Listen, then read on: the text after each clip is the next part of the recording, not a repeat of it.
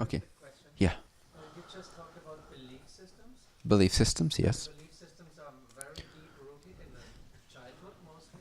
The belief systems are very deep rooted in the childhood mostly, yes, And in a how sense. do you get rid of these belief systems that you have? Uh-huh. How do you get rid of belief systems? Not all of them are relevant for you to actually look at and dissolve consciously. In other words, not all of these are meant to be practiced with or consciously transformed. In fact, the majority of them are just meant to naturally be progressed out of. So what I mean by that is that belief systems have their own sort of domain, their frequency domain. Again, you can see the experiential realm of presence energy and the human experience of presence energy. In other words, your everyday experience. You can see it at different sort of endless steps of frequency, different vibrational domains. Does that make sense, just as an image? Yeah? No? Yes? Okay. So you're always somewhere vibrationally. Even when you're not experiencing much at all, or maybe you're in deep peace, then you're in the vibration of peace. So you're always placing your I amness, in a sense, your sense of consciousness, in some type of vibratory state, in some kind of domain. The belief systems that you learned of a negative nature as you were growing up are all, in a sense, contained within a similar frequency range. Does that make sense? So what happens when you, by whatever means, whether it's through a retreat like this or through practicing things like I teach, or simply acting on your joy every moment that you can, what happens is that you're migrating just like you would move from one location to another location. All the things that are accumulated in one location, you may bring an item or two that are compatible with the new location, but the majority of your stuff remains where it is. The cinema there, the friends that you have there, etc. Everything that you have there, the house, stays there. And like I said, some items are transferable. They can migrate with you.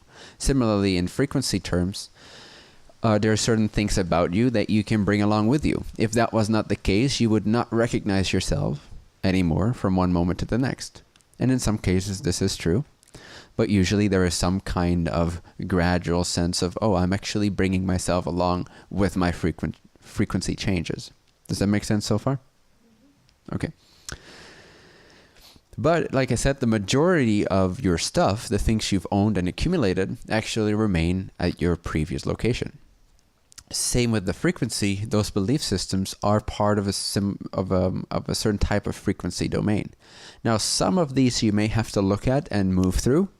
Those that you actually really, really believe are true, even though your true frequency is urging you to step it up a notch, to move, to migrate frequency domains. So then there is this period of conflict within yourself, basically. There's this strong inspirational pull towards a new location, towards a new job, towards a new relationship, towards a new realization of yourself, towards a new feeling of yourself, a new understanding of yourself. In other words, knowing yourself and projecting yourself into a new frequency domain altogether. A new identity, basically. A new jacket that you're wearing. One is growing too tight, doesn't fit anymore, so you want to take it off and buy a new jacket, buy a new frequency domain, move into a new realm altogether.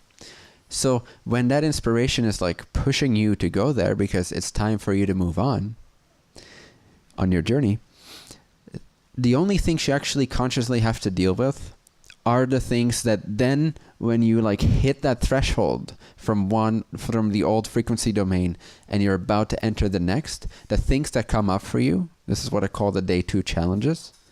Day 1 is the new frequency intention. You realize what you want, you realize who you truly are, and so you start moving in that direction. Day 2 challenges you. It brings up the old frequency stuff that you need to look at, that you still believe you wish to bring with you into the new frequency, but that are not compatible with that new frequency. Those will be purged. Those will be forced to the surface. Those will be placed in your face, basically. Those are the things we generally don't like. But we have to deal with them consciously. We have to like gain a positive attitude towards these moments, because if we don't, we fall back to before day 1, feeling that we're just foolish for even ever trying to act on our inspiration in the first place. Oh, I'm just a kid, this was foolish, never again will I be this naive. That's what happens to humanity, because almost no one ever gets to day 3 successfully. Day 3 is the day of transformation, confirmation, celebration. It's when you actually positively and consciously and wisely approach the day 2 challenge that is placed in front of your face, the purging process, and deal consciously in a wise way, like I said, in accordance with, for example, the things that I teach as a guidebook. Then you'll be able to bring your new frequency domain, your new intention, your new state of being, where you're actually already at. In truth, behind all the appearances, you're actually already there. Otherwise, you wouldn't want to move in that direction with all that you have. You only want to move in the direction of the frequency that you actually are already at, even though you've accumulated all this stuff that seems to not be that yet. That's all right. If you have a desire to move somewhere, you're actually already there. And you're simply dealing with the cleanup process. Does that make sense? The purging. So again, if you negatively approach or interpret the purging process, the day 2 challenges, you are going to do yourself a disservice and everyone else in creation, which is fine. It's still an expression of infinity, but it's just not as efficient, it's not as effective, it's not as joyful. So, if you approach that with a positive attitude, with a wise, conscious, stable, confident attitude, knowing that these things are going to come up anyway, so why not approach them with a welcoming attitude? Aloha. Then they arise for you, and you see whether or not you still want to hold on to them, and then you have conscious choice. Then you see, oh, this is actually not serving me anymore. I see how it served me in the past, so thank you very much. However, I don't even have to push you away because I know I'm confident in my new frequency already. So it's not a struggle with those beliefs. Oh God, there's that belief again. What do I do? Will it win or will I win? That's not the case. That's only the case if you're not yet confident in your new frequency, which then by default means you're not actually ready to move on, which is fine. No judgment there. But you have to be confident in your new frequency. You have to want it enough to the point where you feel opened up to it. You feel connected to it, and that connection to your new frequency domain will give you the confidence you need to compassionately face your old beliefs, like you would an old employee. You don't just fire someone that's worked for you for 40 years. That would be a little harsh. You throw them a celebration party, right? You've worked here for 40 years. Thank you so much. You buy them a bottle of champagne. You give them a 2-month notice or something like that. So that's what you do with your beliefs. You compassionately approach them. You don't try to get rid of them. You simply acknowledge how they have served you. And more importantly, you acknowledge how they no longer serve you. When you very clearly see that your beliefs no longer serve you, they let go, or you let go. If you still believe they serve you, you won't be letting go because you still believe in them. Does that make sense? It's more about getting conscious. The moment they are coming to your face again, to get conscious and then let go. So the moment they come into your face, to become conscious of them and then to let it go. Yes, the letting go thing is a little deceiving because you've all heard this before, right? Just let go. But it's hard to do if you don't have something else to hold on to. You know, a monkey's not going to let go of one branch until it's very certain it has the next branch. And we are just like that. And this is something that I found it's wiser to just not fight with, to not try to let go if you don't have anything new to hold on to yet. Just accept the fact that that's human nature, that that's how we work, and work with it. Be malleable enough to work with it. So how do you work with it? You first get really clear on what it is that you absolutely do want. That's absolutely in alignment with who you are. You imagine that reality and it triggers this bliss because you know that would be so amazing. That would be so great. That's who I really am. It excites me so much because that's who I really am. That's my next cutting edge expression of myself. That's where I want to go. I'm 100% certain of it now.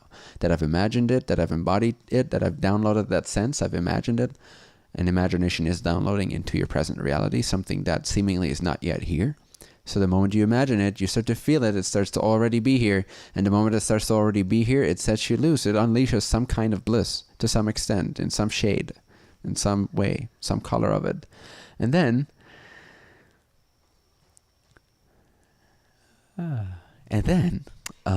you bring that new frequency to those negative beliefs. And when you do that, you're naturally letting go. Because In the face of that high frequency, when you've already moved a domain, from the clarity of that state, when these old things arise, you have the clarity you need to see that they no longer serve you. If you don't have the clarity of your new life, of your new frequency, if you're not 100% convinced that that new bliss cutting edge frequency expression of infinity is what you want to move into, if you're not 100% clear on that, then you're going to still be in a lower frequency domain or some way halfway in between, which is absolutely fine, a natural part of the process. However, what happens is when those old beliefs come up, you're way more susceptible to still seeing wisdom in them. But if you stepped it up a notch and you know, no, okay, this is just somehow I've got to make this work. You know that feeling? When you realize like, it may seem like a mess, right? Circumstantially, it may seem like a mess to make that change. But now you're just so clear on the fact that there's just no other option. Nothing else matters. Nothing else makes sense to me anymore. When you reach that amount of clarity, there is no letting go involved. You're just there. And then whatever comes up is naturally seen, naturally faced, and naturally transformed from looking very wise, appearing very wise, to appearing very useless. Lovingly so, but very useless. And when you see there is zero use in that, and there's 100% desire for your new cutting edge reality, you only have to do this with a few beliefs of the entirety of your belief system. That's the good thing. The rest is naturally staying where it's at, and you're not that attached to it actually. There's usually only a couple or handful at the most of core beliefs that have to do with our old reality that we need to look at in this way. And 95% of them are just sort of jumbled random beliefs, jumbled together in that frequency domain that you leave as soon as you move into the new frequency. And there's absolutely no personal attachment or need to look at these things. Does that make sense? So a lot of this is just simply by migrating. As soon as you move to another country, you stop having to deal with all the things from that country. It's very simple. You don't have to like work that out. There's only a few things that you have to work out. Let's say you're migrating to another country as an analogy. You probably won't be very sad about the way the taxes work in that other country, or the way the trash gets picked up, or, you know, all these little things that have to do with the country that you left.